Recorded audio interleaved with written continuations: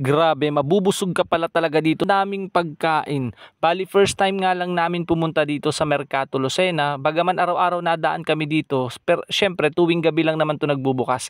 Kaya ngayon nagkaroon kami ng chance na makabisita nga, parang celebration na din ng pagkapasa ni Mami sa kanyang comprehensive examination nung magmaster siya. Ayan, nakakatuwa guys. Sobrang daming iba-ibang klase ng pagkain ang pwede mong tikman dito. Nakakatuwa talaga. At dahil napakarami nakakapagsalawahan, halos nakadalawang balik kami mula una hanggang dulo. Narating namin, pabalik-balik kami, hindi namin maintindihan kung ano ba talaga ang kakainin namin.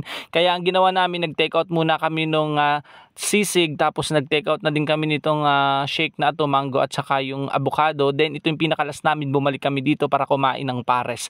Pagkatapos nga, ayun, ang dami pala nung overload, ano kami ng dalawang overload, saka ng dalawang beef para sa dalawang bata. Kaya yung isa hindi namin nakain, tinake out na namin, at eto umuwi na nga kami ng masaya at busog. Nakakatuwa, grabe.